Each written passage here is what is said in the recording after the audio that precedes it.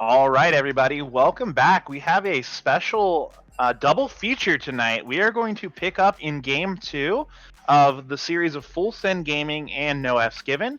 The first match just finished up not too long ago. It was a victory for the side of No F's Given. So we are going into this second game shortly.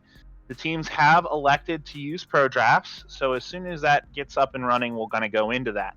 So tell me a little bit what you want to see in this game, Lou. So after hearing NFG one game one, we didn't get to see it go down, but I do want to see some dominance from. We've seen Left Hook Larry play early junglers. I want to see him ganking early, putting pressure on the map. We've seen Snippet have decent games, and I've never seen the support that's in for FSG. So hopefully there's not synergy issues. I want to see maybe some plays early bot. I do know that Arrow is a very good ADC, so they may have had problems there. And in this mid lane, it appears that Scyther, the top lane Teemo extraordinaire, is being the mid laner for NFG. So whatever is just gonna happen is gonna happen. But I am interested. Yeah, definitely some interesting lineups. I know the definite cornerstone of this NFG team is Arrow. He's super strong in that bot lane. He usually, he likes to play Varus. He's kind of a Varus one trick. He does look good on Lucian as well. We've seen a lot of his play style as this early aggressive lane bully type lane. Interestingly enough, we have Aslan Man playing mid lane for the side of Full Send Gaming. He is typically a jungler. He has jungled for Full Send in the past, so I'm not too sure. This wild card matchup of Super Scyther and Aslan Man in the mid lane will be interesting to see. But we are into champ select at this point. We do see the Tristana ban coming through from Full Send Gaming, followed up with the Ari ban from NFG. There is the Morgana ban, Gangplank. They are flying through these ban phases right here. So let's see here. Interestingly enough, they're leaving this Varus open as of now. What do you think they're going to do with that? Do you think FSG is going to pick that for Snippet? It's possible as we do see the Lucian ban. That would most likely be the call. We've seen Snippet play it a little bit, so it would be a very good first pick as it could limit Arrow's options on how to really be an effective bully. Although we may see him grab something like a Kai'Sa to still try to have some sort of an impact that way. Yeah, it's kind of interesting because we see the Misfortune up for Snippet. They decided to take the Pantheon for Left Hook Larry, so I would be very surprised not to see the Varus picked up immediately. Probably followed up with a Braum pick here. Varus Braum, typically a very strong bot lane in this meta. So Full Send Gaming opted to put Left Hook Larry on his Pantheon and give away two very strong picks to NFG. I don't know if I really like that, but we'll see how it pans out for him. Although I do have to say it did force them into it, as we saw two ADC bans and a support ban from FSG. So it allows FSG to try to counterpick it somehow. They probably already knew what the picks would be. They tried to force NFG into a certain team comp, and maybe we'll see FSG form some kind of five-man team that really can counter how effective that bot lane is going to be as they go into team fighting. Yeah, so we do see the Misfortune picked up for the side of Snippet. So both AD carries are going to be playing on their mains.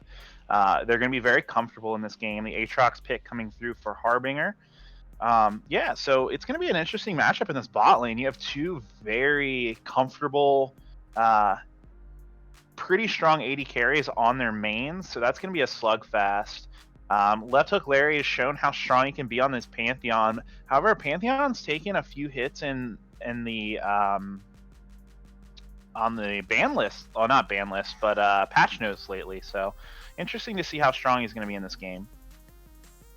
And another interesting thing to note is while FSG had to throw 3 bans at that bot lane to get them to pick early, NFG threw no bans to the side of FSG's bot lane, only 1 ban at Left Hook Larry. So they are able to really pinch down that mid pool and that top pool to really put pressure on those 2 lanes.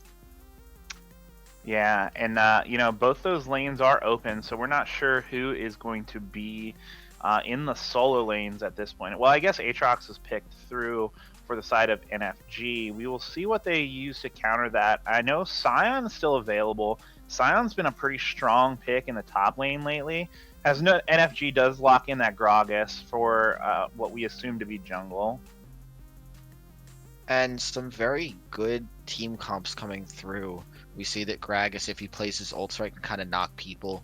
to one side, really facilitating a Varus ult to hit a group of people if Gragas pins them to a wall. Aatrox being able to knock up, slow people down, and really keep them there. And Braum with that heavy, slow kit with that stun at the end and that knock up, really just being able to sit everyone down, and possibly Varus, if he brings lethal tempo, can just sit in the middle of the fight and pump out all the damage he needs. Yeah, I do like the Malzahar for laning phase. I think the laning phase with Pantheon is pretty solid with that gank assist. However, I'm pretty nervous about Malzahar once we get into like this team fight phase of the game. There's a lot of ways for NFG to interrupt that ultimate ability with the Gragas, the Aatrox knockup, the Glacial Fissure from Braum. I mean, it's going to be interesting to see how effective this Malzahar is going to be in this game. We do see the Poppy finalizing full send's composition here, and the Karthus coming through for NFG. So, interesting lineups from both teams. Definitely, and the one good thing about that Karthus mid is if Karthus is able to trade with Malzahar for most of this laning phase, if he does get kind of cheesed by that level 6, that Malz ult into that Pantheon stuff coming through, he does have that passive available to maybe pump out a few more Qs, throw out an ult, and really try to make it a 1-for-1. Whereas on any other champ, if they can't really react in time, they'll just go down immediately, and with no recovery available. Yeah, I like the Karthus into the Malzahar. Reason being is he can pop that spell shield relatively easily because Karthus just spams his Q, his little Skittles as we used to call them, and pop that ultimate pretty frequently. So as we go into this, let's go lane by lane. Who do you think has the advantage in that top lane? I do have to give it to Aatrox. Poppy has a lot of ways to dive on Aatrox. He doesn't really want that, so it could kind of go her way. But Aatrox is a very strong pick, has that healing, has the chain to try to keep Poppy down. So if he can kind of weather that storm of that initial Poppy burst and just kind of get that damage off and chase her as she runs away, it's possible that she can't take these extended trades and will just lose in the long run. I'm a support main, so I don't see top too well, but it could just be a proficiency thing if Poppy can stay sticky enough. Yeah, and I haven't seen Harbinger play at all, so I'm not exactly sure how he's going to operate on this role. So we'll see how it goes. Aatrox might be a comfort pick. Aatrox has fallen out of the meta, so it'll be interesting how he plays against this lane here. So let's see now. Now we have the junglers coming in through. We know Left Hook Larry is super proficient on this Pantheon. How do you think this game's going to go against the Gragas? I do think that Pantheon with that global or semi-global ult, and with that very strong ganking potential to stun into the heavy damage, that he can really make his presence known in any lane. Aatrox won't be that tanky that early. Karthus, although he does have that AoE damage, can get those Qs out, can layer this CC with Malzahar. And even bot lane, Varus is a very immobile support, doesn't have any speed ups, doesn't have any jumps, and really is just going to rely on Braum to protect him. So I think the jungle advantage goes to FSG, just because that Pantheon pick is so versatile that he can really just make his presence felt wherever he wants, and with success, I believe. Yeah, I would have to agree with you. You have the Pantheon. He really appreciates the gank assist with that CC. So he has gank assist in nearly every lane. Poppy is able to smash him against the walls, able to stop the dashes away from the Aatrox. You have Malzahar with his ultimate will just lock him down. Nami Bubble, Nami Tidal Wave. It's going to be really good for that Pantheon. And we've seen Left Hook Larry take advantage before. On this Pantheon. He's shown how strong he can be. So I really think it's going to be on his shoulders to kind of take over this game. Now, for the side of NFG, I think a lot of sight goes on to Arrow. He's shown how strong he can be on this Varus. It's going to put a lot on his shoulders to try to like take over this game and finish out the series for NFG. What do you think about the bot lane? I think the bot lane, in my opinion, clearly goes over to NFG.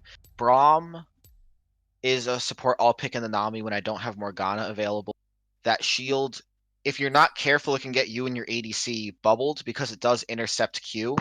So he has to be careful on where he's going to stand when it's coming down towards him. However, he can absorb that. He can absorb the empowered autos that Nami will give herself for MF, the Nami ult, the MF ult, the MFQ. Braum is just such a counter to both of these champions. I'm surprised they still decided to pick this lane into him. So if Penguin can really kind of support Varus well and really show proficiency on this pick, if he has it, just the bot lane should go through clearly because even if he can't get the stun off, just the defensive ability alone will just stop FSG in their tracks. Yeah, and that's why Braum is just such a strong pick right now in the meta. So I think we're pretty much in agreement, about the win conditions for each team. So, in my opinion, I think for the side of Full Send Gaming, they need to get this Pantheon rolling early, get him to the point where he can just blow up teams or players on NFG. Whereas NFG, they're kind of waiting and hoping Arrow can scale up and take over. Is that what you think as well, or do you have a different opinion? I certainly have to agree. And to facilitate that, it's interesting to note that both teams are bringing not only the same summoner spells, but two teleports, one in top and one in mid each. So if FSG wants to rely on Snippet, or if NFG really wants to get that Varus scaling, we could possibly see a 5-man from either one or even both of the teams if they can react quick enough, and possibly just some mosh pit of a fight in these early levels and really get hopefully some excitement going, but also some interesting playmaking ability from both of these ADCs. Yeah, definitely. And just to remind all our viewers, this is game 2 of this matchup. So NFG already has game 1 in the bag. So they just have to close out this game 2 to take the series. So it's going to be interesting to see if Full Send is able to bounce back and take this game 2. So we're going to go to a commercial break here shortly. Before we do so, guys, get in your bets. Bet for either FSG or NFG, who you think is going to take this series. If you have not done so yet, make sure to follow the stream. If you haven't used your Amazon Prime sub, go ahead and take that out. And also, we have our social media links down in the bottom of the stream page. So if you want to chat with us, play some in-houses or some fun games, go ahead and join the Discord. We like to hang out a lot, so it's a lot of fun, and it definitely is appreciated by the community. We have a pretty good thing going on here. So we appreciate you guys sticking with us and staying tuned for this second series. It's kind of our bonus series here, and appreciate Laxon for sticking through and color casting me in this second series because he just finished one.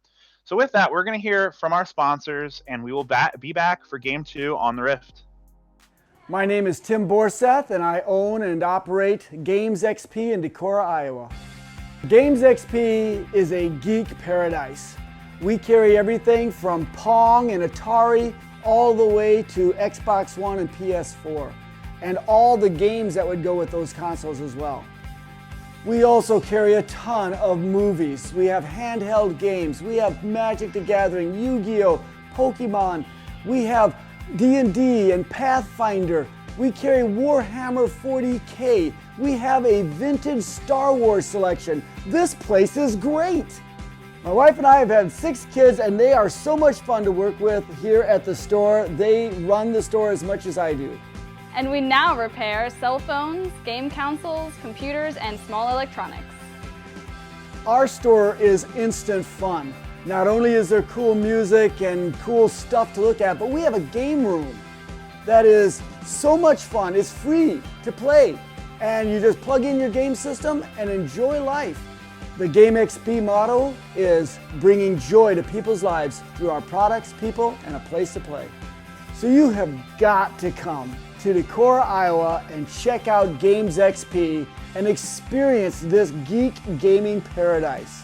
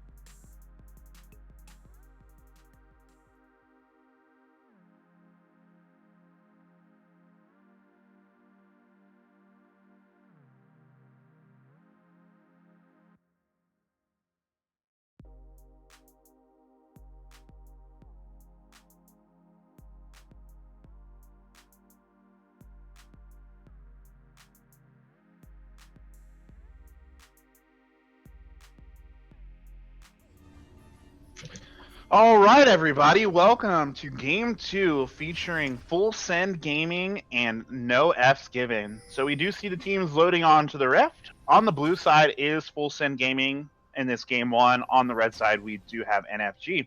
We do see NFG taking a pretty interesting path to invade in this top side. And possibly a miscommunication, Scyther running down, wasting a little bit of that move speed as they will be spread out. But if Poppy doesn't press forward and they walk against the wall, she will not see them early. So it'll be interesting to see where she's going to end up. Yeah, and Poppy did spot them out, it looks like. I think she is going to be safe. But this is going to allow NFG to get a lot of early game vision here.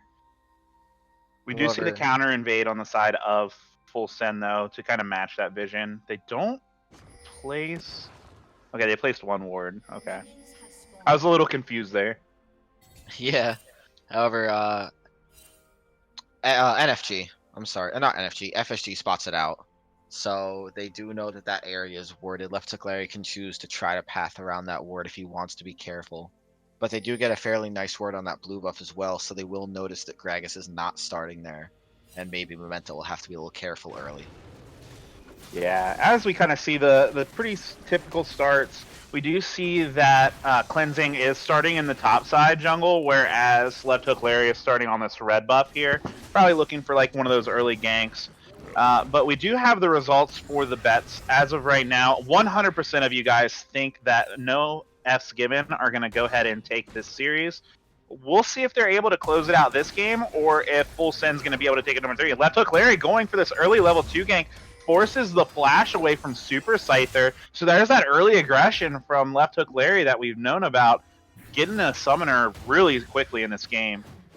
And it's interesting to note, Scyther was almost under tower, so it's possible he didn't have to flash, as Pantheon's cooldowns are of a fairly decent length early, as he hasn't been able to level anything up enough yet.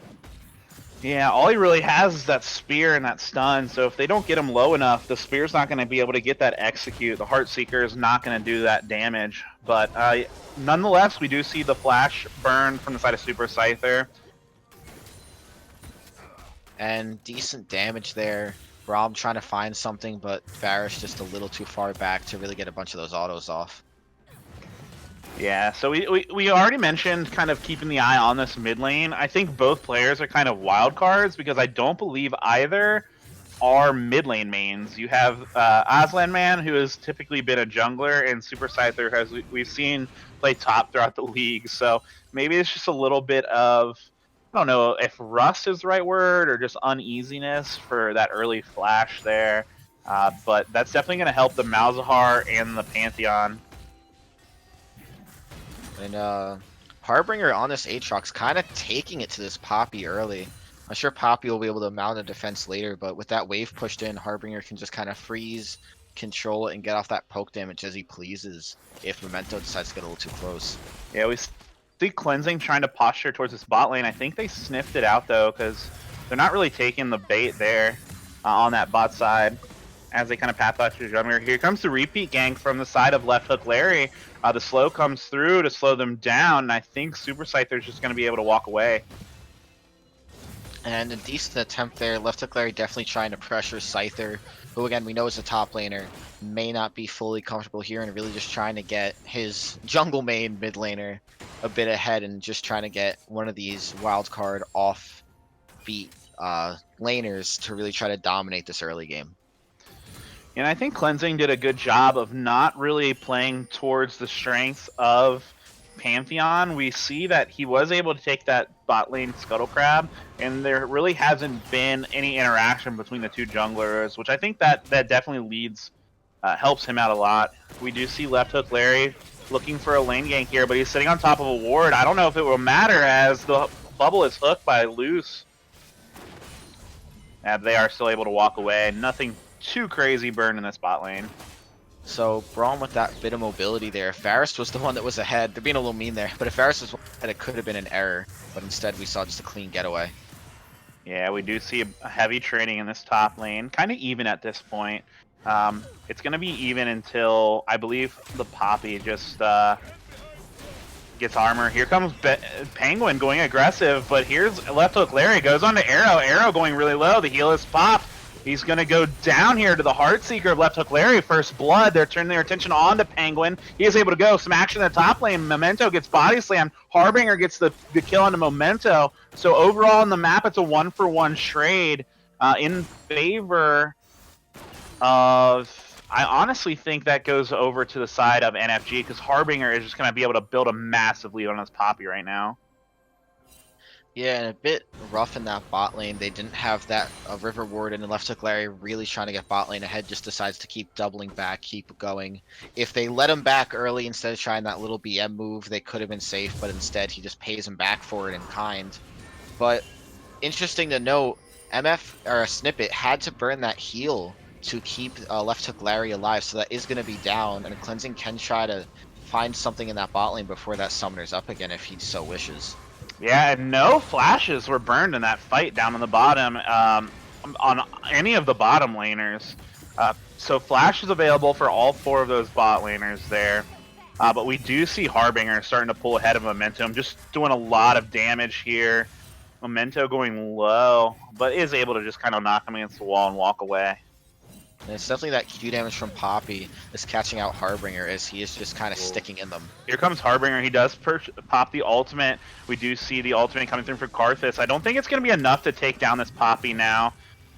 Nope. So yeah, Poppy, 2 big ultimate cooldowns are taken down. He is going aggressive now, and a little bit of a misplay from Harbinger. Memento gets the solo kill. Great play from Memento there.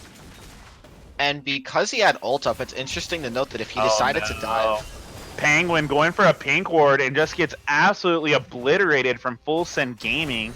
A little bit of an overstep there. Wasn't expecting Left Hook Larry to be down there, I guess, and he goes down. Yeah, FSG starting to assert that dominance.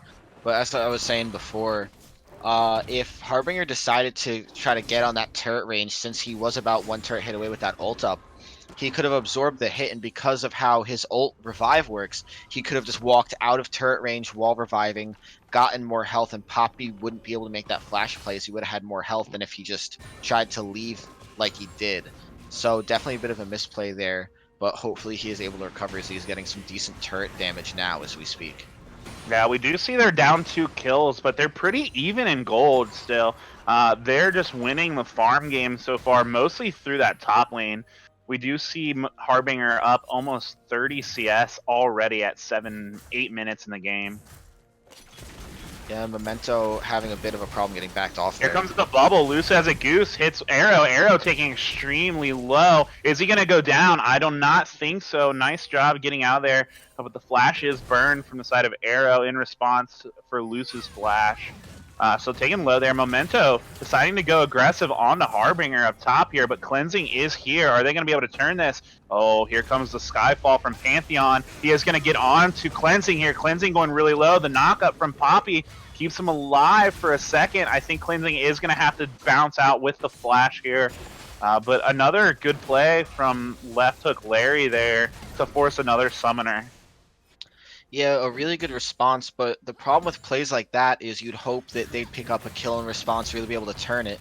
As NFG has the scaling comp, they need to keep making plays or they might actually start falling behind just by waiting.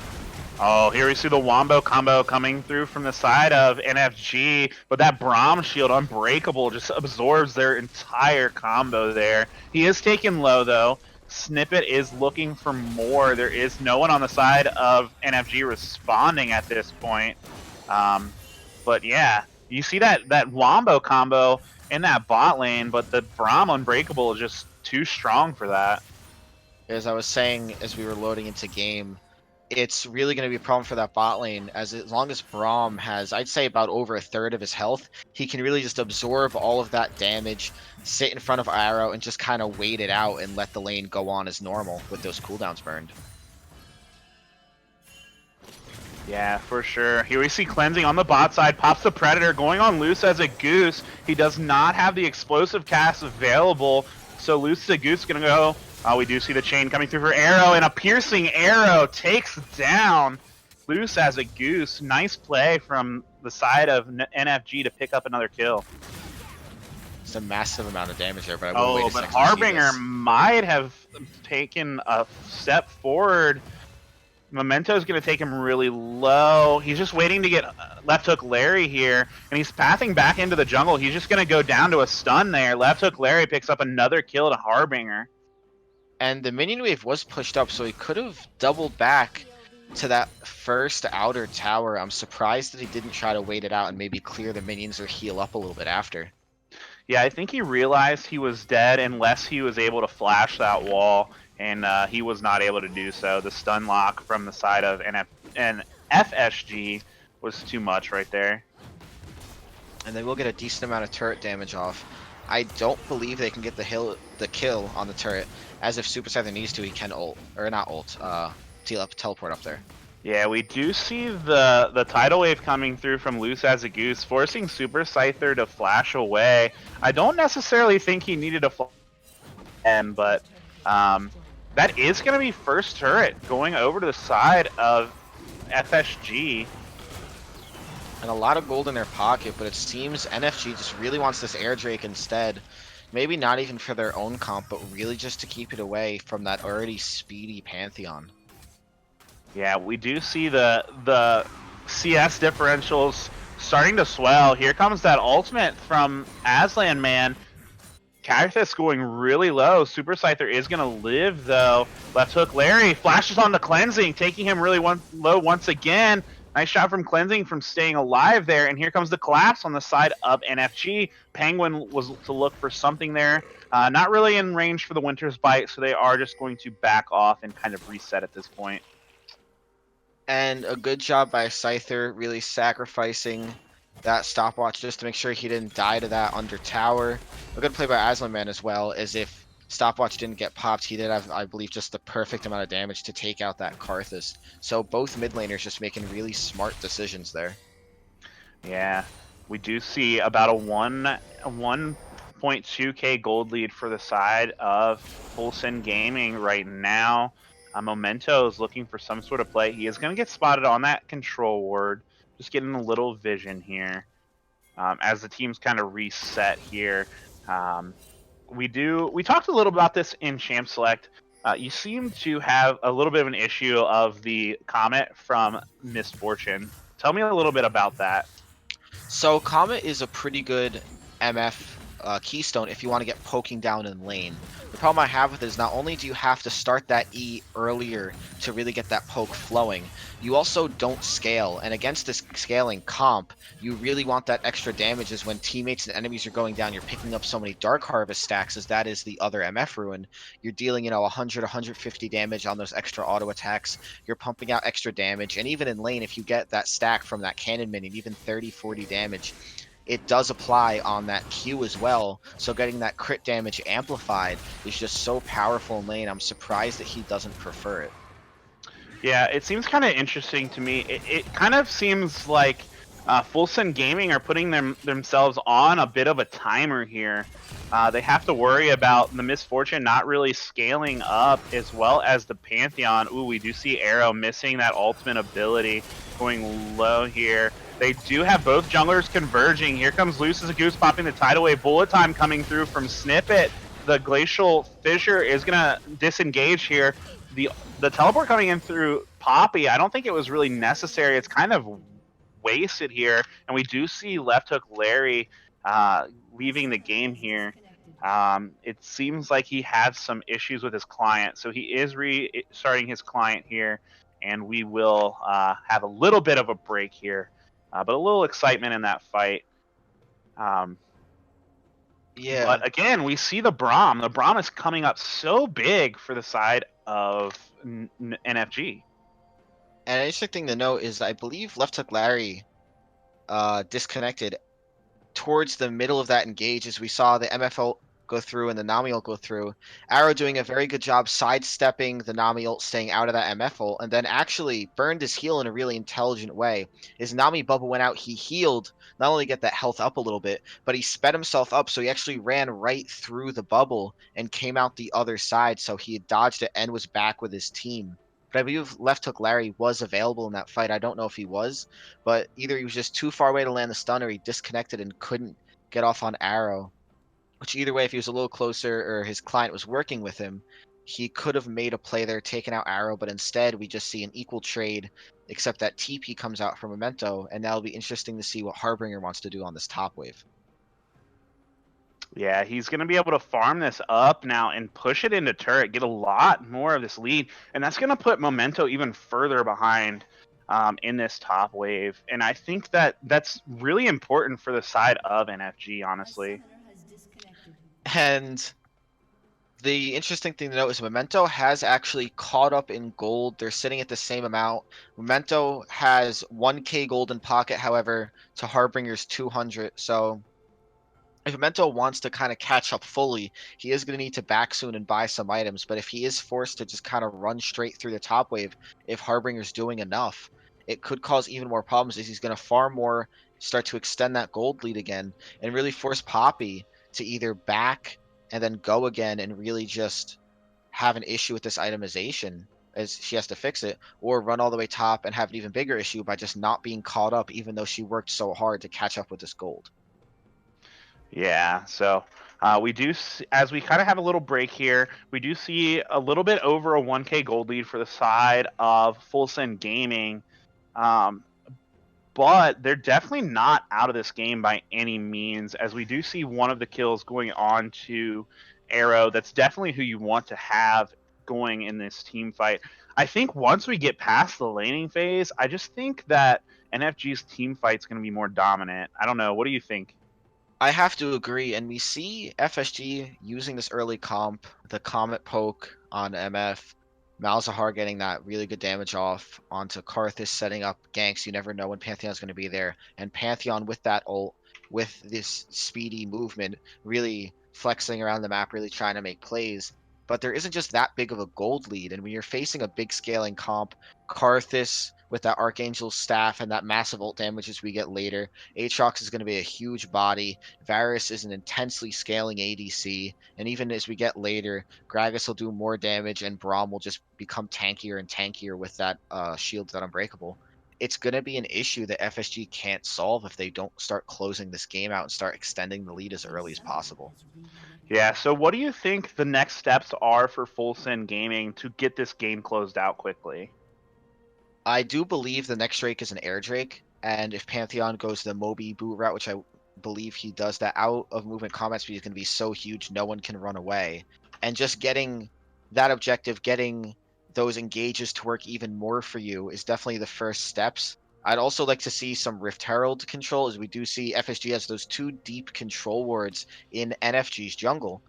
So FSG grabs Rift Herald, punctures mid, bot lane can shove a decent amount, and if they get this global gold rolling through these turrets, it'll really just help them out in these team fights and start to extend this lead even more.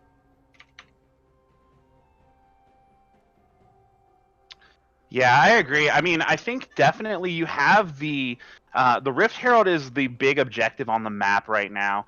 We do see that the Drake we can't pan while we're in pause mode, but as far as global objectives, you definitely want to get the Herald off the map, and I think that'll help either team, honestly.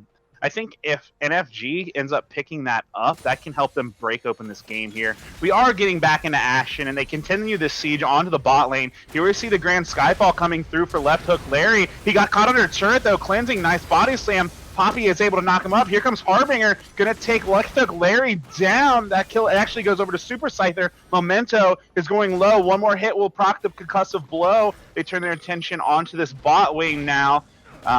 Nice job from the side of NFG, kind of sniffing out that play from FSG, and they're able to get a kill, and now they turn their sights on this bot lane tier 1. And an interesting play for them, they have Harbinger and Super Scyther teleport at the exact same time, so without vision on both those people, they can't see who's coming in, and they kind of cloak one with the other and send 2 people in at once, catching FSG off guard there.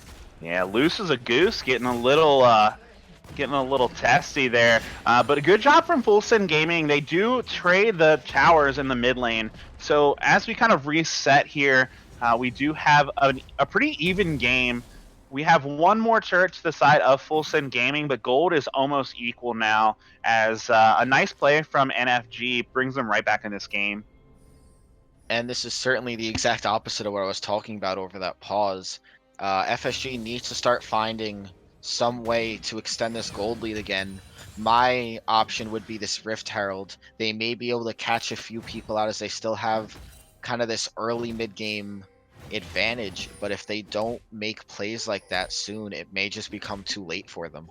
And I think the macro advantage goes to NFG here because they are able to transition that bot lane into this top lane where the Rift Herald is, and Harbinger is going to be able to kind of sustain against this bot lane of Full Send Gaming here. So we do see the red side, NFG are posturing around this Rift Herald right now. That is obviously the most contested objective on the map currently. And we do have Dragon coming up in a minute, so without either team really committing to this Rift, we could see one objective traded for the other. However, honestly, I really hope to see... Or, hold on for a minute. Oh, Arrow, nice pick off of Snippet there. Kind of walked out, left hook Larry, a late grand Skyfall. He is going to be able to walk away there. He just got... he just kind of got blown up, Snippet there. So this opens up this Herald for the side of NFG, but they are deciding they want more. They want to get left hook Larry as the Predator comes out from cleansing. They aren't able to sniff him out. But as we look in the bot lane, Harbinger is just pushing down that bot lane, and you had Arrow in the top lane just getting damage on this turret. We do see them kind of posturing in here. Left hook Larry is up there as well. Are we going to see a fight over this turret or not? It looks like it is going to be conceded from Full Send Gaming.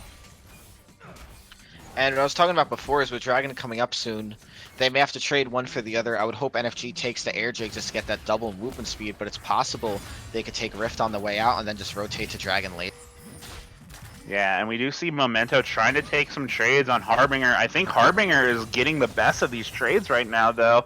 He does have that black cleaver that's going to melt through the Poppy's armor. However, FSG does sniff out that Rift Herald. They will scare NFG off as Gragas kind of body slams over the wall. And with neither team doing it, now we have both these objectives up. It'll be interesting to see which team prioritizes one over the other, and if we'll see kind of each team commit to one of them or a fight brew over one of them.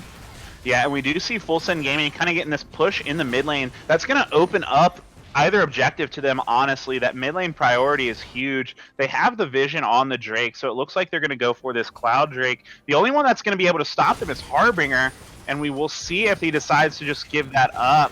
So a good play from the side of Full Send Gaming. They're going to be able to just kind of take this uncontested air Drake, and there's no response from the side of NFG. They are trying to get here, but they're going to be able to escape for free. Oh, Arrow is looking. Here comes Poppy with the ult. Knocks away the Gragas. Memento is going to go in onto Penguin here. Harbinger pops the ultimate. Bullet time coming through. Unbreakable is not going to be able to break all of it. Oh, this is going to be a big grand Skyfall here. Down goes Penguin. Here comes Harbinger resurrecting. The fight continues. A nice chain to kind of disengage from Arrow. And that's going to be another kill for the side of Full Send Gaming. But Super Scyther picks up a kill on Memento with the ultimate.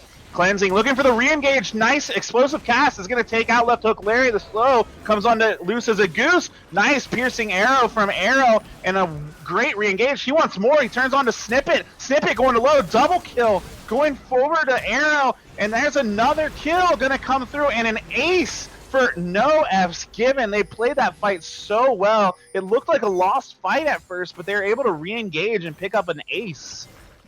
And the problem was that Poppy took out Cleansing with her ult. However, the fight lasted so long, he's able to come back, able to layer that CC as the chase goes down. And Arrow with that range, Scyther has decent range, and Aatrox I can even say has range because he has that dash into that pretty decent sized Q, that they're able to have a very effective chase down, where after FSG blows these abilities, blows those ults in bot lane, they don't really have any ability to reach out and affect the other team anymore. So they have to kind of wait to absorb them. That's the worst thing you can do into a comp like this. Yeah, and I honestly think that might be the tipping point for the side of Full Send Gaming. They let Arrow to come online now. He has finished his Blade of the Ruin King and his Rapid Fire Cannon, so he's going to be so dominant in these fights. Unless left hook Larry can get onto him and blow him up, he's just going to take over this game. And another interesting point to note is Snippet is going that lethality build, is got Yomu's and got a serrated Dirk as well.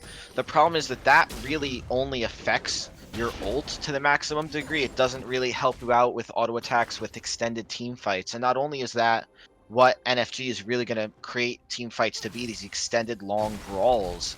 But also, with a Braum on the enemy team, your ult really won't be doing too much. So if he has decent positioning, I feel like the itemization is almost wasted on the side of Snippet.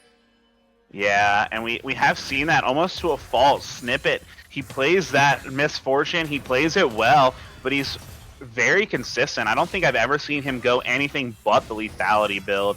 And we do see Harbinger pushing down this Poppy here. Snippet wants a little bit, but he's not going to be able to get anything. So we do see the teams kind of reset at this point. The next big objective is obviously Baron Nashor has spawned on the map here.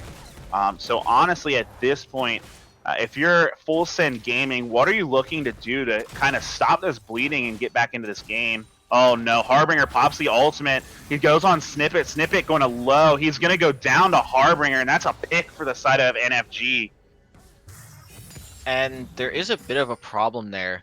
They didn't really know Harbinger's damage, so Super Scyther popping the ult a little early. He could have waited to see if Snippet made it out or not and then decided to use it, but using it so early, that big cooldown is now just kind of sitting there, and he's not going to have it for one of these fights. Oh, here we see the ultimate coming through onto Arrow. Left hook Larry gets the Grand Skyfall, takes down Arrow. Arrow drops down to Aslan, man. Cleansing, this is the fight that Full Send is looking for. Another kill over to the side. A double kill picked up for Memento, and that is a 3 for 0 right there from Full Send Gaming. Nice play. Let's see what they're able to do with that advantage right now. Now, interestingly enough, when you asked me what FSG needs to do, my response was going to be they need to find a pick somewhere. And NFG has a habit of spreading themselves out so much, it's fairly easy, and that's exactly what we saw. Left hook Larry jumping on, Goose getting that ult off, and just finding some picks there and finding enough damage to take out NFG's members. Yeah, and so they turn their attention onto this Baron. We do see the teleport coming in from Harbinger. Are they going to be able to fight? It's a 5v2. I think Harbinger are getting a little bit too aggressive there, and that is not what you want to do if you're NFG right now. They turn their sights back onto Baron. Baron's down to about 2,500 hit points now. Are we going to see a miracle steal from the side of Super Scyther? No, that is not the case. And NFG lose the Baron over to Full Send Gaming, and they are going to be able to get out unscathed. So great play from the side of Full Send Gaming. Now the problem there was Scyther kind of going in and out as Harbinger was very actively in that fight. So while I don't think they could have really ended FSG there, you really missed the opportunity to pick up a kill or even a decent amount of damage to kind of scare them off of Baron even. We are going to see a Grand Skyfall coming through. Left hook Larry getting Arrow really low, but Arrow not low, and he's still alive. He's able to pump out some damage. Here comes the ultimate. It is going to be enough to take down Left hook Larry. That Super Scyther is... Oh, here we go. See the re-engage from Cleansing. Super Scyther, he is on a rampage right now. You see the re-engage, nice ultimate from the side of Aslan, man. The re-engage coming through, double kill for Poppy again, but Harbinger is very strong, gets in the faces of Full Send Gaming. Arrow's still alive, Harbinger's still alive. Let's see if NFG is able to do anything. They're just going to have to back off, and that is another one fight for the side of Full Send Gaming. And the issue there...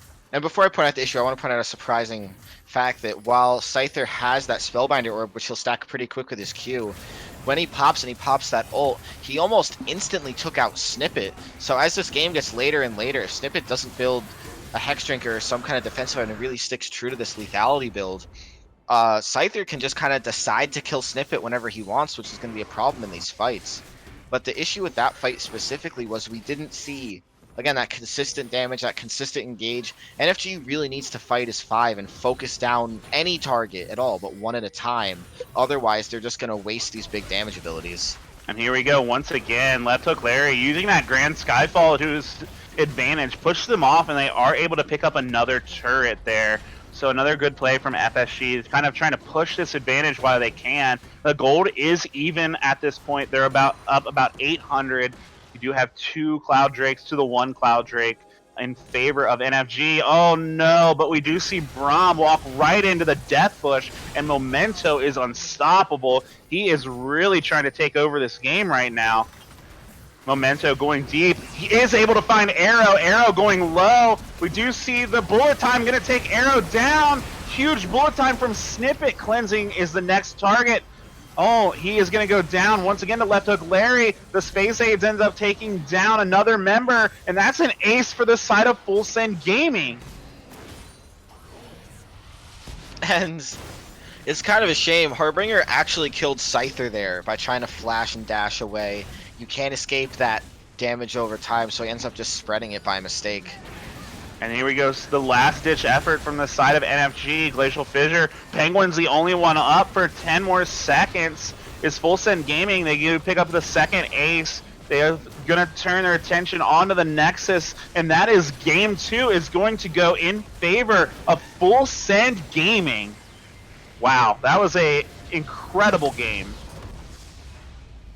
Definitely an even game. We saw NFG start to run away with it, but FSG just uses that pick comp, uses that Pantheon left hook Larry is so comfortable on, and just grabs the game right back. So it'll be certainly interesting to see what the bans are going to be in this game 3 coming up. Yeah, for sure. And it seemed like NFG had the game right where they wanted it. Arrow was starting to take over. You kind of saw the outscaling on the side of NFG, but a few bad plays in some good pickups from Full Send Gaming. They're able to pick up that Baron, take another good fight, and close out that game pretty quickly. So definitely an exciting game to watch. And we are going to go to a game 3 tonight, guys, in our bonus set.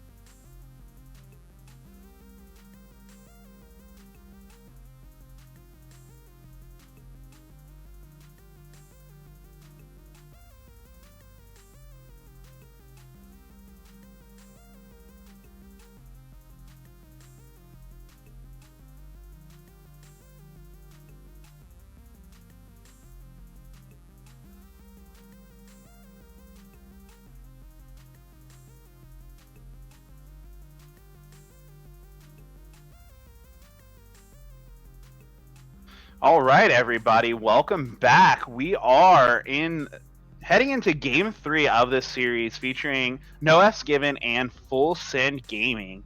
So an exciting Game 2 gets us into this third game of the series. We do have the team switching sides once again, so it is going to be Full Send Gaming that's going to take red this game, and No F's Given going to go ahead and take the blue side. So what do you think we're going to see in the change of bans for this Game 3? I want to see Pantheon banned. I'm not gonna lie. Left Hook Larry has shown proficiency in most of the series he's played with it. I believe he's won a lot of series he's played with it as well. He knows how to position his ult. He knows how to gank. He knows when to stun, when to use abilities, how much damage he does, and just it's very oppressive in my opinion of a pick as well early and mid because he has that high base movement speed, that CC into the damage, and I don't really think the Rengar pick is as scary as the Pantheon pick because even though Rengar has the invisibility, Pantheon just does so much more early that you need to start catching up as opposed to Rengar. As long as you're careful about where you are in the jungle, you can just kind of wait. And then if your team gets ahead, you don't have to play that catch up game anymore. You can just extend your lead. Yeah, it was almost disrespectful leaving up that Pantheon. We've seen how strong that he can be on that champion, but you can't really ban away everything from Left Hook Larry at this point. So we are getting into the pick ban phase. The Gangplank and Rengar are taken away from NFG, followed by the Ahri. Tristana, Lucian, Full Send is going to ban. Let's see what their final ban is.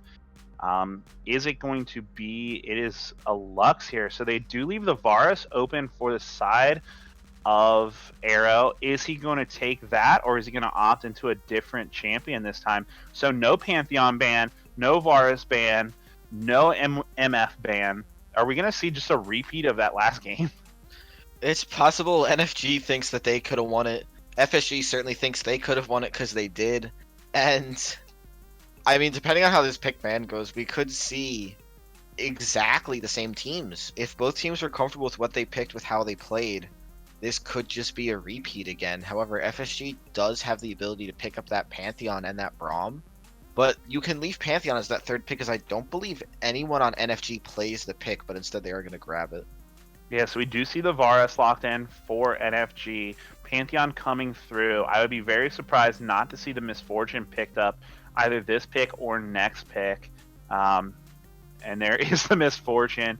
Here comes the Urgot from the side of NFG. That might just be a hover right now, but Urgot is locked in. The only thing with Urgot is it's really meant to play against tanks. So let's see if Full Send Gaming plays into it and picks a tank in this lineup. I do believe that's Memento's specialty, so if he plays a carry, it's possible he's either saying play your comfort and I'll win, or play uncomfortable and try to coin flip it. But a Olaf pick as well, possibly trying to match that early aggression, but I'm not quite sure what we're doing here. Yeah, I mean, we have seen a resurgence of Olaf into the meta of the past few days, but again, I don't necessarily see is NFG. I don't really understand what NFG is trying to do with this comp so far in the early game. Like, obviously, Varus is a comfort pick for the side of Arrow, but like Urgot and Olaf, they just don't make much sense to me. They kind of seem off the charts here, and we do see the Nami locked in. So FSG is going with the same exact comp so far. And the one problem I have with NFG, I mean, right now, is, you know, we see Urgot, we see Olaf. I don't have a problem with the picks, but I don't think your Olaf is going to get banned. I can certainly guarantee, based on the bans of last game, your Urgot is not going to get banned. So you're leaving Braum up. And I'm surprised FSG didn't pick it. They do feel more comfortable on the Nami, but it allows them to ban that second safe support after the Tahm Kench. So they can just really dominate this bot lane if they want to. Yeah, and interestingly enough, you do see NFG banning the Ornn away from Memento. Again, I mean, Urgot's typically treated as an Ornn counter, so I just don't understand the draft so far, but we'll see if it works out for them. Is FSG going to take away the Braum, or are they going to let them have that power bot lane once again? I mean, I guess they did a good job of handling it We see the Aatrox ban coming through. I guess they're thinking this Urgot might be flexed into the mid lane. It's possible that that was just a slip up. If you don't select a ban in time, it just goes through. Maybe they panic banned, but just leaving that Braum up is such a wonder. It was so easy to take it away. You had the pick available if you wanted to. You had 2 bans to spend on it. Maybe they thought they could just power through it like they did, as I believe NFG misses a ban. Yeah, NFG didn't ban. We are seeing they're asking for it in the lobby, but there really hasn't been a response here. They do say it was the Poppy there, so NFG taking a little bit of extra time there, but I don't think FSG is going to punish it there. As the Malzahar comes through once again, and it is the same lineup for Full Send Gaming, but we will not see that Poppy, so it's going to be an interesting to see what he decides to take in the top lane. And a Galio pick, although that taunt will help, it breaks MF out of the ult. They hover for a second, they're not going to take it. I do think it actually would be a good choice, as it really gets Pantheon off, not channeling that spear anymore, and just really is such a danger to that FSG team if he scoops them all in. We see the Thresh, but I kind of do want to see that Galio show up in the mid lane. Yeah, and I do like the Thresh pick here. I think that does a good job of getting the Pantheon off of your carry if possible. Rise being hovered from the side of NFG, another champion that's seen climbing into the meta relatively quickly coming through here. I like the champion with his ability to split push and his ultimate to get him into those team fights pretty quickly. So the Rise coming through for NFG, that just leaves the top lane pick for the side of Full Send Gaming. I do believe they'll probably default on to the next best tank, which should be Scion, but I don't know. We'll see what they decide to go with here. Again, I don't believe Memento plays these carry or even these pseudo tank top laners, so we will see a Malphite come out and just, again, another big body, so hopefully Urgot can take advantage of that. Yeah, that's exactly what Urgot likes to see, is that Malphite there. So we are going to see how that battle plays out into the side of the game. So NFG kind of deciding to switch everything up there. They go with the Varus, which has kind of been the staple. If Varus is left open, Arrow's going to play it 100%. He's not going to waver on that. He's shown how good he could be, but this time they decided to take a different approach to it. Do you think what they brought to support Varus is going to be enough to allow him to kind of take over this game? I have to wonder, because Malphite having that Q is another thing Braum can block almost better than Poppy, because you can really only block that passive. So Malphite being able to ult NFG's team, where you are going to see Varus and Rise kind of close together based on their range. You'll see Thresh and other range support kind of neither as well. And even if Urgot and Olaf are in that front line, Malphite getting that ult off into an MF and a Namiel, and Malzahar just ulting the last, either the Urgot or the Olaf. Possibly the Urgot, just to keep the CC off that backline so all the ults go through perfectly. NFG, I feel like, doesn't have really a clear way to deal with this FSG comp now. I almost feel like their ability to fight is a lot worse than it was last game. Yeah, with that Malphite, there's not going to be much that they're going to be able to do to stop it. If they don't position correctly, this Malphite can just ruin the team comp of no F's given. You know, pair that with the Pantheon Grand Skyfall. You have Malphite ult in, Pantheon fall in, Misfortune with the bullet time, and Malzahar being able to lock up a target. That's a scary team fight from the side of Full Send Gaming. And we will see them hop in the champ select just now, pick those picks.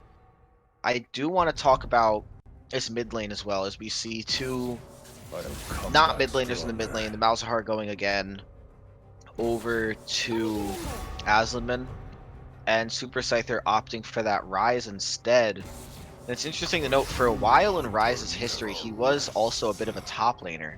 So if Scyther got practice during that on that more tanky off-damage Rise, that this could be something he has proficiency with and kind of start to bully Malzahar in this mid lane.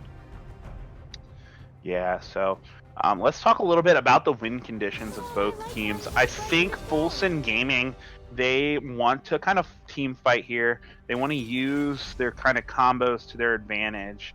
So what do you think? What do you think you have to do if you're NFG?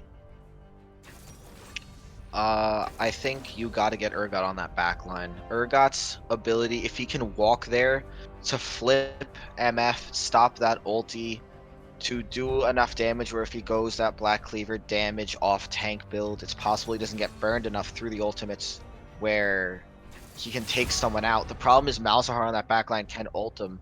So we actually need to see Olaf get big as well, because if he can just run in there and take out one of these carry champions, then Pantheon and Malphite on that front line aren't really going to be backed up by any of these carries, aren't going to do as much as like a tankier damage shooter like Ryze can just kind of sit there and take him out, or Varus can start to take him out if he doesn't get taken out early. So I think it really comes down to this top and this jungle. Yeah, so it definitely puts a lot of pressure on Harbinger. Is he going to be able to get far ahead enough of the Malphite to kind of make him useless in this game? The nice thing is, if you're Malphite, there's not a lot of pressure for you to really win lane because your ultimate ability can just literally turn the tide of a fight. And it is interesting to note if Urgot, I don't know how Harbinger plays Urgot. If he really does go for that damage build, we are going to see Varus get bursted in fights. I feel like it's almost inevitable. You don't have that Braum anymore. You have the Nami in the bot lane. So Varus will go down in these fights. Urgot can almost pick up where Varus leaves off as kind of a pseudo 80 carry, having a little bit of range, having a lot of damage. So again, I don't want to put too much on Harbinger this match, but we're going to see Arrow go down so much that even the damage of Scyther, I feel like, isn't going to be enough to carry that team. However, it's the same win con for full send. I feel like we're gonna see left hook Larry gank early. We're gonna see plays in the bot lane and the mid lane. We're gonna see Aslan try to ult Ryze, try to ult Super Scyther and really get something going. We'll see Snippet and Goose combo these ults as they've been doing a lot. And full send gaming has to change nothing. Right. And even more so now, I mean, you have Ryze. He's pretty immobile when you really think about it. I think that plays even more so in the left hook Larry's favor.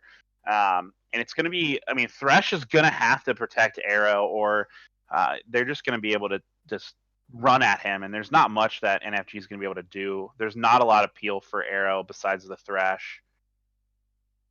And another thing that's interesting, Goose opting for that exhaust this time. It's possible he wants to stop Harbinger, so he gets in that back line. It won't slow down Olaf. I'm not sure if the damage reduction still goes through, but it could be useful again on Varus, on Ryze. However, Summoner Spell's still the same. We still see two TPs top and mid. We could see NFG try that cheeky double TP play we saw before where they kind of hide both players going as you only think it's one. And plays like that are really going to be what they need. As we already know Left Hook Larry is going to pick a lane and get it ahead. He has the ability to flash stun. He has the communication with his team. So NFG really kind of has to play it safe and kind of turtle up in this early game and just try to look for some way to break through. Yeah, interestingly enough, I mean, FSG, their team comp wouldn't really consider it meta, but they're so comfortable on all their picks that I mean, it really showed that you don't really have to pick the meta champions to do well, and everyone's betting against them. They have literally 0% bets in this match. So are they going to be able to upset everyone here and take this series? It's going to be fun to watch for sure. For the side of NFG, like you said, you have Arrow. He's on his Varus. Again, we don't really know what to expect out of Super Scyther on this Rise. He played pretty well on the Karthus, though, so maybe he's able to be that unknown element for the side of NFG and be another source of damage to kind of finish this game out for him that they weren't able to do in game 2. And the interesting thing is this Malphite. And I don't think he's going to go AP. God, I hope he doesn't, as the Wombo combo would be disgusting. However, you may get taken out early. However, Malphite really just usually building almost exclusively armor and getting very tanky in that regard. The only person that's really going to be able to take him out is Super Scyther. So even though Ryze is usually tanky, if we don't see that mid laner, this Super Scyther on Rise, having proficiency on that champ, no one's going to be able to take out Memento, and they could run away with the game on that alone, as he's just going to be disrupting the back lane, the back line for just all of the fight. All right. Well, we are going to hear from our sponsor, but when we return, we are going to see this game 3 between Full Send Gaming and No F's Given. We will see you guys on the Rift. My name is Tim Borseth, and I own and operate Games XP in Decorah, Iowa. Games XP is a geek paradise. We carry everything from Pong and Atari all the way to Xbox One and PS4, and all the games that would go with those consoles as well. We also carry a ton of movies. We have handheld games. We have Magic the Gathering, Yu-Gi-Oh, Pokemon. We have D&D and Pathfinder. We carry Warhammer 40K. We have a vintage Star Wars selection. This place is great. My wife and I have 6 kids, and they are so much fun to work with here at the store. They run the store as much as I do. And we now repair cell phones, game consoles, computers, and small electronics. Our store is instant fun. Not only is there cool music and cool stuff to look at, but we have a game room that is so much fun. It's free to play, and you just plug in your game system and enjoy life. The Game XP motto is bringing joy to people's lives through our products, people, and a place to play. So you have got to come to Decorah, Iowa, and check out Games XP and experience this geek gaming paradise. All right, everybody, welcome. We are in Game 3 of Full Send Gaming versus No F's Given. We do see the blue side of No F's Given. They are heading for this kind of cheeky topside invade like they wanted in Game 2. Let's see if Memento sniffs this out. They aren't going to be able to see him here. Oh, he's in a bad spot. Here comes the hook. Oh, they just decides to flash away. So without even casting an ability, they are able to get that flash right away from the top laner of Full Send Gaming. And they're still coming, looking for the next target to try to get. Yeah, but I think Full Send Gaming is just going to be able to sniff it out and kind of just walk away. They are going to get some deep vision, though, to start off. And it appears Left Hook Larry is going to try to counter that, get a word of his own in there. But just a decent amount of vision early from NFG. That one ward in try won't help him too much, but that red buff ward is kind of nice. It may show if Left Hook Larry tries to path there early or not. All right, so before we get too far into this game, who do you think is going to take Game 3 and take this series? So I voted my points on NFG. I cannot retract it, but I wish I could. Giving Left Hook Larry Pantheon, giving FSG basically the exact same comp that they were able to wait and just kind of run away with later is just disrespectful in my opinion. They're really going to have to be able to take this game away either early or just sit down, wait, hunker down, and scale, and I'm not really sure if they can do either this match. Yeah, as far as my prediction, I think I'm going to have to agree with you. I think Full Send Gaming had the better draft in Game 3, and I don't know if it's just because they're kind of tilted on the side of NFG, but they're going to have to make a lot happen to take this game. So it's going to be interesting to see. I think we're both in agreement. Full Send Gaming going to try. We think they're going to take this series, and we're disagreeing with 100% of the voters here. So let's see how the game plays out. So the one thing I would like to point out is those voters are before Game 2. It'd be interesting just to take a little chat poll if we could and see how many people wish they could turn over to FSG or how many people still believe NFG has this. And the only place I could say that NFG might have a clear advantage is in this bot lane. Pre-6, if Thresh can land some of these hooks, maybe Arrow can really try to just get someone burned down early and just turn and burn the Nami. Yeah, but Loose as a Goose looked really good on the Nami in Game 2, so I think they're gonna play safe and kind of just let Snippet blow people up with bullet time in these fights. And an interesting thing to note, both junglers deciding to go vertical. Here we go. We do see a little action in this mid lane. Cleansing does have Aslan Man in sights. The flash comes out early, so he's not able to hit that cleaver, that hook So he's able to just flash away, but that is another summoner spell taken away from the side of Full Send Gaming. Cleansing is going to kind of show up to this red buff.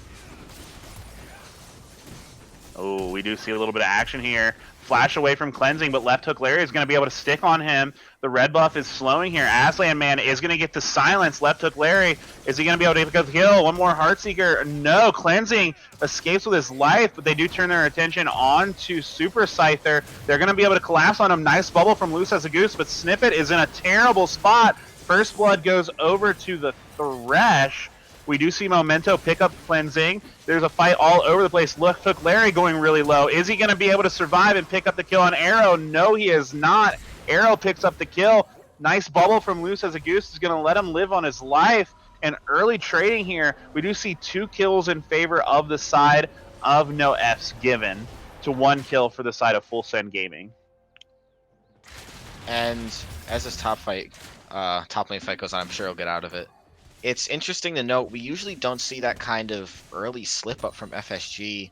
They are able to get that kill on Olaf, but you don't normally see Snippet trying to dive tower like that. You don't normally see Left Hook Larry extending that far, and it's possible NFG just got the better of them and were able to collapse quicker. But again, it's just very interesting to see kind of this breakdown from FSG early, where usually they're a very early game dominating team. Yeah, I think that, you know, that Olaf little treat was too much for him. He got so low. They weren't able to get it with the Heartseeker. The flash aggressive took turrets, and it was a good collapse on the side of NFG there.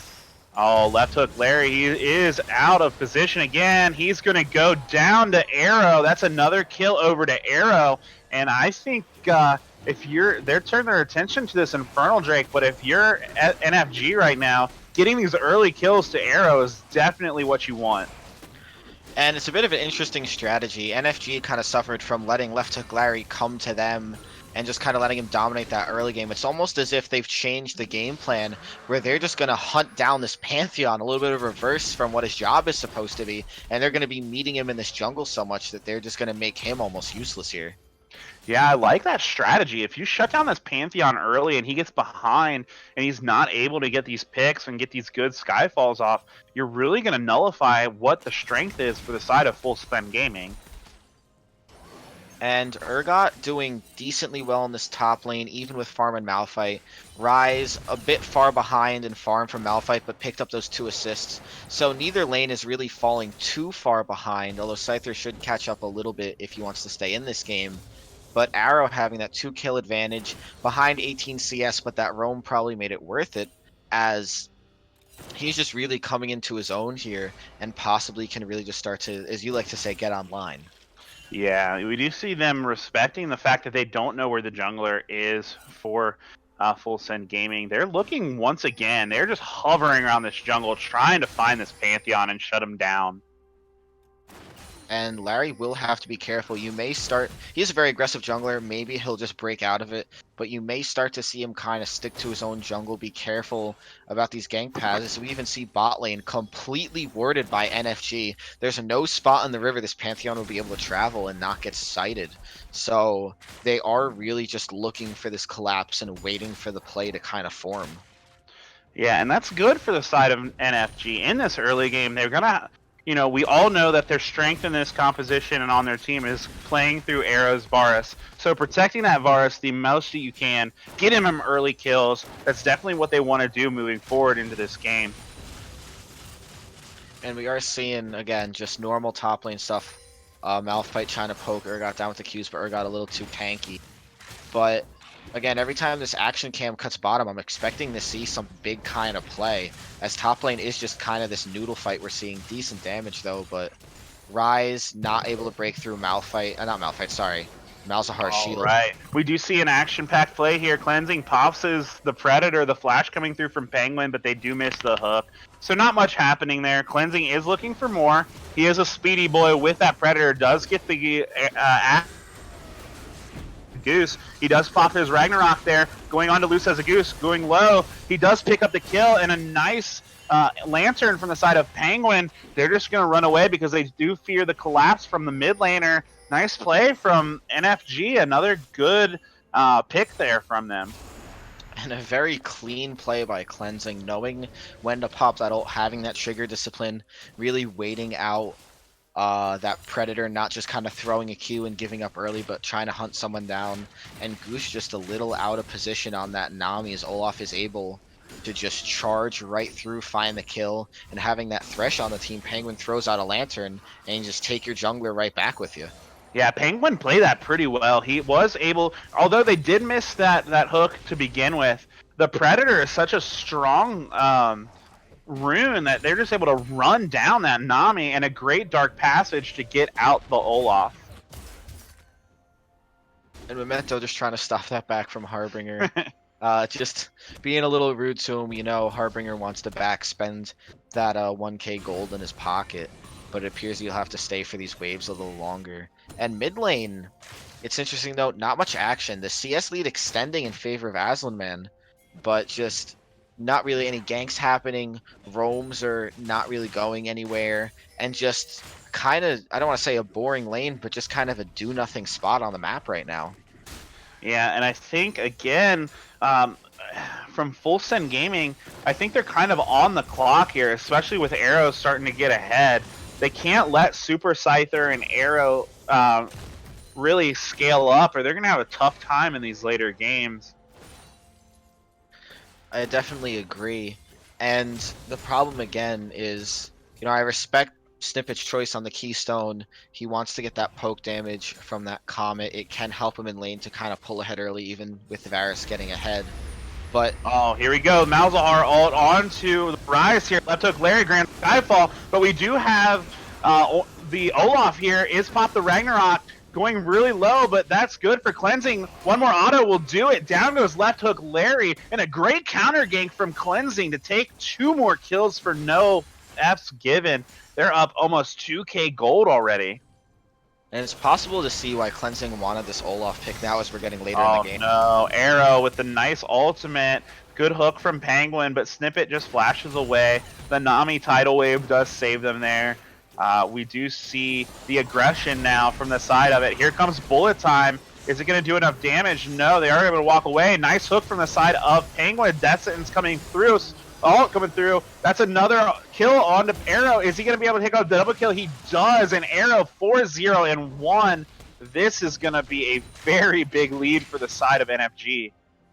And Arrow just really showing why that Varus pick has to be banned away in this third game, really just showing proficiency. But as I was saying, this Olaf pick really coming into light now as we're seeing Cleansing just wants to counter left hook Larry's ganks, counter where he's going to be in the jungle, and just chase him down.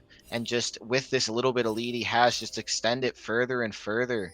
And just either chase someone down with that ult and get his lanes ahead, or just counter left hook Larry himself. Yeah, and this is definitely what you didn't want to see if you're Full Send Gaming. The snowball over to the side of no F's given. That's kind of what we said they needed to do to win this game, and so far they're executing very well in this early game, kind of accelerating into this mid lane. So they really need to make something happen here soon. And Malphite does have the Sunfire cape. He's starting to get that tankiness, that armor. And even though Scyther doesn't have that row yet, isn't getting ahead, with Varus getting ahead, he can kind of choose to blow some of that hybrid damage on him. The only thing I fear is that if he tries to get the Q off, if he tries to kind of take that burst damage that he has and apply it to the Malphite, someone else on FSG can start to turn around to fight. But with Varus just getting more kills, more gold, more items, it's possible that he just has the backing where he doesn't even need it. He can just kind of naturally blow through Malphite and the rest of FSG as well. Oh, we do see Memento kind of caught out here. Harbinger goes aggressive, Cleansing. He is forced to use that unstoppable force to go away. We do see the Chain of Corruption going on to Snippet. Penguin picks up the kill on Snippet. That's another good play from the side of NFG, and the bot lane for NFG is just taking over and dominating the bot lane of Full Send Gaming. And this is the big problem with Pantheon. All the lanes are getting so ahead now, or at least pulling even for so long, that he doesn't really have a clear lane he can go to get ahead because all the lanes need help.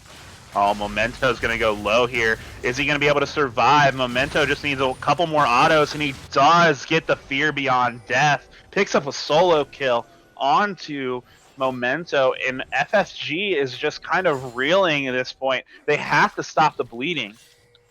And as I was saying, Pantheon doesn't really have somewhere to go, so you're going to rely almost on his pick potential now. Try to get a Death Butcher, some kind of kill pop to go, but I don't really know if they have the ability. Arrow kind of caught out here. He is able to get saved. Super Scyther, a whole bunch of damage. We left hook Larry get the kill on the shutdown gold, but that's another kill for Super Scyther. He's going very strong on this Rise. We do see the teleport coming in from Memento, followed up by the ultimate from Aslan Man. The Nethergrass does take down the Rise. We do see the shutdown gold on the Rise. So we do have a 2-for-2 at this point, 2 shutdowns in favor of Full Send Gaming. So they will take that, a 2-for-2 with shutdown gold. That's a win in the books of FSG. However, is it going to be enough to claw back into this game at this point? I do think it'll certainly help them. The only thing that I would say is a little unfortunate is Left Hook Larry is the one that picks up the shutdown gold, and while catching this Pantheon back up, making him a force to be reckoned with again is certainly something that FSG needs to do if they want his pick to be felt. Getting the gold now onto Snippet, making his damage more powerful, getting it onto Malzahar, really allowing him to just pick a target and take him down, could have been a little bit better. I don't think that Left Hook Larry is the worst selection for it, and he's certainly going to be able to show the gold as we get later into this game, as it'll help him out. But I feel like it can almost be preferred to kind of go to one of these other carries. Yeah, so we do see the Mountain Drake is the next Drake that is spawning. So that's another highly contested Drake.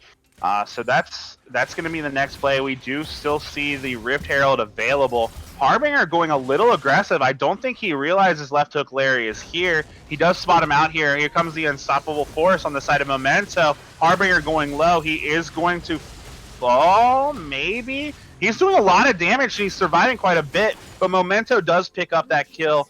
They do trade the kill over for the Dragon, so that is a Mountain Drink over to the side of No F's Given. And they turn their sights onto this bot lane once again. Super Scyther going through. Ragnarok coming through from the side of Cleansing. Gonna take down Loose as a Goose. Nice chain of corruption from Arrow. Arrow picks up the kill onto Snippet, and they're going to turn their sights on this first turret. But in the top lane, we do see Full Send Gaming turns their attention onto this Herald. So a lot of trading of objectives going on right now. And you are going to see his bot lane turret go down.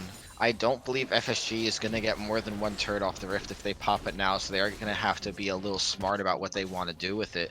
But this first turret gold, which we're seeing over to NFG, is really going to keep the snowball going. We're almost approaching a 5k gold lead for NFG, and although Left Hook Larry is starting to do damage, starting to make his presence felt, and really starting to catch up, I have to wonder if we just waited a little too long for this to happen. Yeah, they do opt to pop that Rift Herald in the mid lane. I don't know if I agree with that. It is going to take over that mid lane turret, but that's just about it. So I guess they just wanted to get something out of that play, and they do pick up their first turret of the game. But it's still about a 5k gold lead in favor of No F's Given. And I have to agree with you as well. That mid lane turret was already so low. It's possible 1 or 2 decent pushes, having MF get a little bit of that love tap damage off on the turret could have taken it down. But instead, they just decide to turn and burn it right away, as opposed to trying to get some kind of split push into this Urgot going and just take out that top turret, that bot turret. Yeah, and Harbinger is going to be able to pick up that turret, turn his sights on Left Hook Larry, is going to be able to kit him with the Fear Beyond Death, and it's going to fear Memento. He might be able to escape here. We do see Memento. He does have the ultimate, pops the Unstoppable Force, Bullet Time comes through, down goes Harbinger, but Snippet's in a bad spot. It's going to go down to Cleansing. Cleansing's on a rampage. They turn to Memento. That's a kill for Arrow. They are going to go in. Nice ult from the side of Rise. Arrow is still alive, pumping out a lot of damage. I don't think Cleansing was the right target there for Aslan Man. Turn their attention on Goose. Goose is going to go down. That's a triple kill for Arrow on the Varus, and that's an ace for No F's Given. And we were talking about the disrespect of giving Left Hook Larry that Pantheon, but it's possible NFG's found the answer. just hunting him down early so much, he's not really making his presence felt anymore. Snippet has gotten behind as well because those kills went over to Arrow early, that he's just dominated the bot lane. I mean, even Penguin hasn't died yet, sitting on 2-0 and 10. So just everyone on NFG, even Rise and Urgot doing well, everyone on NFG is just kind of firing all cylinders, is really getting the plays going here. Yeah, I think Arrow is angry. He's taking over this game. Left Hook Larry decides to challenge Super Scyther. Might have been a bad decision. We do see the Predator coming out for cleansing. He is able to escape to that mid lane turret there. But Left Hook Larry, I don't think he knows. He's just kind of like, I don't think he's been in a situation where he's this far behind. I don't think he knows what he needs to do at this point. And I gotta be honest, I'm not quite sure either. We saw him catch up a bit with some shutdown gold, and I thought that was the start of a bit of a turnaround. But FSG isn't setting up these picks, isn't really trying to catch people around the map. They're trying to absorb NFG with this team comp. And even though you have that Malzahar into Nami and the MF ult, they're so far behind, they have to start to be a little proactive almost, look for a catch, maybe try to 3-man Urgot to take him down while these TPs are down from Scyther and the ult's down, maybe try to find Arrow somewhere where he's either alone or just with Thresh, and really just try to rotate people around, because if they don't start getting the gold back, they never will. Yeah, and we do see some big objectives that are going to be coming onto the map soon. 12 seconds, the Baron is going to spawn. We do see the Unstoppable Force going on to Harbinger. Harbinger is a pretty tanky, though. There's 3 members of Full Send Gaming channeling him down. The Fear Beyond Death is going to slow them momentarily. Is he going to be able to get out? A nice job there. Another flash from the side of Left Hook Larry. They're not going to be able to get to him. Last minute bullet time isn't going to be enough. Memento chasing him further on Harbinger. Harbinger is going to be able to survive here. And Cleansing, oh no, they do go on to Cleansing. Here comes the Ragnarok. Cleansing is going to be able to take down Memento. Turns on to Snipe It. Snipe It's going down once again. Double kill for Left Hook, or double kill for the side of Cleansing, and that's a shutdown gold. That's a huge misstep from the side of Full Send Gaming. 3 kills over to NFG for 1, and that was just over aggressive. They're just trying to force something there, I guess. And that's what I was talking about before, trying to catch the Urgot out, 3 members collapsing. However, Snippet comes a little late, so they don't have the full damage there. And just chasing for too long, they have to remember that they are just that far behind. The gold lead is pretty much at 10k now. They can't afford to chase under turrets. They can't afford to try to do this solo showmanship act with 1 or 2 champs and just try to burn people down. They have to stick together, have to look for kind of these cute pick plays in places. Otherwise, because you saw it there, they don't have the gold, they don't have the levels, they don't have what they need to win these fights, no matter the health the enemy's at. So they really have to try to slow it down here. Yeah, for sure. And in the meantime, during that fight, we did see Arrow and Penguin end up taking that inhibitor turret in the top lane. So there's an open inhibitor on the side of Full Send Gaming. They cracked that base open, and they are going to turn on to this Infernal Drake. And I don't think there's anything that Full Send Gaming can do to kind of contest this at this point in the game. And that's really the worst one that they could have gotten for FSG's sake, not for NFG's sake at all. Because Rise is stacking that Roa, he's stacking that tier as well, so eventually that will come to fruition. Olaf is getting a lot of damage, Varus is getting that scaling damage as well. Harbinger pops the Righteous Glory. He has his highs set on Memento. He's 2 levels up. Unless Memento, oh, nice flip from Harbinger. He's going to go really low. Is the Fear Beyond Death going to take him? It is, and that is another execute solo kill for Harbinger. And Full Send Gaming, they are in a very tough spot right now. You have to almost man. wonder. Little fancy footwork to dodge that death sentence from Penguin, but he's not going to be able to dodge the Chain of Corruption. Looks like Larry gets Arrow really low, but it's not enough to kill him. Nice death sentence from the side of Penguin. Red team picks up a turret there. We do have the split push in the bot hand. Left Hook Larry going really low is going to fall to Cleansing. Snippet's the next target. Is Harbinger going to have enough damage? Super Scyther locks him up. Double kill over to Cleansing. And they're going to take this turret and they're going to push deep into the base of Full Send Gaming here. And there's another interesting note on this Urgot pick as well, and possibly why it was picked up so early and so quickly. And we didn't really think about this before, but Urgot, when he pops, I believe it's the W, I'm sorry for forgetting, gets that quick attack speed, that short range out, and just keeps firing them out. It's so oppressive for Pantheon because as soon as he gets his passive up, as soon as he gets that auto attack block up, it gets taken down almost immediately. So you're not blocking, some big Olaf true damage hit. You're not blocking that big Varus hit once he's really coming to fruition, which he is now. You're just kind of blocking one of those dinky little Urgot hits, and although they are doing damage, it's not really what you want to use it on. It's actually very smart on the side of Harbinger, kind of finding the counter to left hook Larry in these fights. And Harbinger is up 3 levels on anyone on the side of Full Send Gaming. He is just so ahead in these XP. They're going to turn on to Baron. There's 2 members of Full Send Gaming in the bot lane. There is nothing that they're going to be able to do to contest that. They get that absolutely free, and they already have the split push built up into this bot side here. And just a little bit of a hook miss on Penguin that could have been the end of left hook Larry and possibly the game as well. No, Goose is out of position here. Harbinger flips him over, dodges the tidal wave. He's going to go real. Does miss the Fear Beyond Death, but it does not matter. Harbinger's on a killing spree, picks up another solo kill. And it's kind of interesting to note, although we saw the Axe from Cleansing go out, Harbinger is doing so much damage that the Axe didn't even connect. Cleansing didn't get the assist, so Harbinger did that completely solo. Yeah, and Full Send Gaming just trying as their hardest right here. They're going to try to go onto it. We do see the Unstoppable Force. Arrow is out though. Chain of Corruption comes through. He's just running. Olaf and Harbinger are just ending the game though. They are going to turn back and fight. I don't think they know what they want to do. They do pick up the inhibitors. Super Minions are pushing into both side lanes on the side of Full Send Gaming. They're kind of over chasing for Arrow. They just want to hurt his KDA.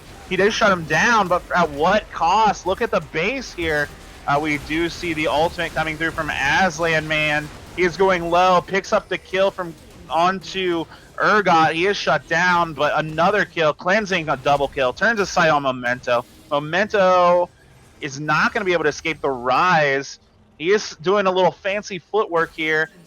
Cleansing, they're just going to turn towards the base now. There's no reason for them not to. Left hook Larry can't really fight these minions, as I believe 2 super minion hits will just take him right out. He has to have to be careful, though Nami heals him. And just getting a Nexus turret down, getting the other one low, and having those 2 inhibitors down. And this mid turret as well, as Scyther wants more. They're going to have to be really careful, as just their entire base is crumbling, and chases like that are just going to end the game behind their backs. Yeah, and Super Scyther, he doesn't even care. He just pops his Quicksilver Sash in the face of that Nami bubble. Kind of just eats it there. And now it's just, when does NFG want to end this game? They are just pushing it down. There's not much that Full Send's going to be able to do. It'll take a miracle for them to climb back into this. They're down 15k gold at this point in the game. And I don't want to say it's completely out of the realm. Malzahar can ult Harbinger to really keep him out of a fight for a while. We can see some kind of combo onto Arrow. But yeah, we do see them go on to Harbinger. I don't think Harbinger's best target there. Arrow is on the outside doing a lot of damage. Nice Chains of Corruption to kind of heal that out. It was a 4v5, but they do get the pick onto Snippet here. And NFG is going to regroup as 5 and just run down mid at this point. Harbinger is pretty low, but I don't think it's enough. All that they have is that last Nexus turret. It is going really low. It does fall to the Super Minions. So this is going to be the last stand for the side of Full Send Gaming. Let's see if they're able to do anything here. Harbinger looking for something. Death Sentence miss. Memento is coming through. Here comes Cleansing onto left hook Larry, doing a bunch of damage. But you just have the carries on the side of NFG free hitting the Nexus. Left hook, or Piercing Arrow picks up one more kill. And that is a victory for the side of NFG. And the series goes OF's given. What a great series to end the night. Definitely a great showing. Sorry we can only bring you game 2 and 3, but I believe both games were action-packed to make up for that. Yeah, and we look at the damage. The champion that did the most damage actually was still left hook Larry. He still did the most damage in the game, and the Urgot actually did the most damage from the side of NFG. And that's certainly an interesting note. However, you have to realize, although that Pantheon's pumping out that damage, if he isn't getting those lanes ahead, which we saw he wasn't that game, it doesn't matter how much he's catching up, how much he's burning people down, because he really needs the support of a team. It's really tough to one man as Pantheon, because even though you have that passive into like an Urgot, you don't have those tanky stats to really keep yourself alive, or into a Rise especially. Yeah, definitely exciting series. I had a lot of fun casting it. So my question to you, who do you think deserves the MVP in that series? Now, we only saw game 2 and 3, so it's tough to kind of know. We have to discount game 1, and I really think we only can only base it on game 3, as that's the only win we saw from NFG. But I would have to give it to Cleansing, honestly. He made his presence known around the map. He made, just in my opinion, ballsy moves to hunt down a Pantheon early, but rallied his team to make it work. And even though we had Harbinger pushing side lanes and really making his presence known, that 10-2 Olaf, the ability to just go into the back line, chase down whoever you want, pop ult so it's not interrupted, and just kill people like on demand. It's just a smart pick into this team, and really smart play as well, in my opinion. I agree. I think Cleansing did a really good job of taking what the strength of FSG has been in that jungle Pantheon from Left Hook Larry, and really just turning it against him almost there. I would like to give a kind of a honorable mention to Super Scyther there. I think he kind of went under the radar, but he performed pretty well on Karthus. In that last game, he ended 4-1-11 on Rise, so I think he was my close second. But we have brought in Cleansing here, the jungler for NFG. Cleansing, how are you doing tonight, man? Pretty good. How about you guys? Oh, exciting night. We got to see a couple of really good series. So tell me a little bit about that series. We missed game 1, so we didn't really know what happened. But you guys kind of, I don't want to say, you guys threw game 2, honestly. I think you guys were in the position you wanted to be, and then just some unfortunate fights broke out for you. So what was the process of resetting your mental for game 3? I mean, game 2, I definitely griefed a little bit. So I think we all realized as a team, like, we were only losing because we were making the mistakes. There's not really like, their team comp or anything that was like making us struggle. So it was nice that the team was just like, oh, it's just our fault, and we just kind of deal with it and we'll move on. And we just went into game 3 like, I think the best thing was like Jay was just like, yo, just pick me Thresh. And I was like, God, I wasn't ready for that one. Yeah, I think he performed pretty well, and I mean, you guys did a great job of bouncing back there. It looks like you guys like really had a chip on your shoulder in that game 3. So going into that game, NFG, you guys rebuilt the schedule. You guys used, I mean, it's almost a completely different lineup here. So tell me a little bit about that rebuilding process. How has that gone for you guys? Dude, I'm not the guy, man. I literally just joined yesterday. I was invited to the team yesterday, or like 2 days ago, I think, and then I kind of came in, and they were like, "Oh, we need a jungler," and I was like, "Okay, I can play." Well, did you guys have like any practice, or did you guys just go Yeah, we played like a scrim game yesterday. It went rather well, and then today was, I guess rebuilding is like kind of weird because we didn't really play with the full team until today. Okay. Yeah, so it's kind of weird. So it has to feel good though, picking up a win in your first series. Yeah, it's pretty nice. Kind of disappointed about that game 2 Gragas. I know, I mean, like, it's hard to assert, you're the best Gragas in the game, in the league, but when you're flashing into the minion wave, it's kind of rough. All right. Well, Laxon, do you have any questions for Cleansing? I definitely do. We saw you guys rotate into an Urgot pick in the top and an Olaf pick in the jungle. Were those picks picked up early to try to counter that Pantheon, or were you guys just very comfortable on those champs and kind of wanted to flex around the map on what you could do? We picked Olaf game 1 actually because I played the Pantheon Olaf matchup. It's like pretty much free to me because you don't really have to like auto attack that much. And then the Urgot pick was more of like he wanted to play something else than what he was playing before. Alright. So yeah, but like those, I think the 2 picks that we made in the 2 games we played, like those are the top laners more for champions. So we just kind of went with comfort. And we also saw you guys collapse early on an invade from Left Hook Larry and then kind of hunt him down throughout the jungle. Was that baby. first pick when they were diving you kind of a panic, we need to collapse, or was it more calculated, like we're gonna lure them in, then we're gonna set the trap? Like was it all that planning, or was it just kind of whatever happened? Yeah, I'm like, I knew they were there. We didn't know that though, because I didn't really say much until I was like almost there. And then by the time I called it, I think bot lane just started moving. So I was like, I had to flash, and then bot lane started moving. So yeah, that was just kind of lucky. But I mean, I had the right idea. I think I should have just been more vocal about it. But yeah, I wasn't. It was kind of on the spot. All right. Well, I'm gonna turn over back to Evolve. As if he has any more questions, he'll ask. Otherwise, I believe we're just gonna do shout outs here. Yeah, that's all I really have for you, Cleansing. So is there anyone you'd like to shout out to? I mean, Hakuo getting on his Smurf. Thanks for that. I really appreciate the Thresh. I mean, I needed that elo boost. That's how it is. All right. Well, good game tonight. Excited to see what NFG can do moving forward into this series and preparing for playoffs. With that, we are going to cut off the stream. I just want to thank everyone who's sticking with us for this bonus series that we had. If you guys have not done it yet, please follow the stream. If you have your subscription available for Amazon Prime, go ahead and do that. We will see you guys next time for some more exciting Games XP Championship matches. My name's Evolve. I've been joined by my friend Laxon here, and we have Nick on the broadcast here. Thank you guys so much for tuning in. We'll see you next time.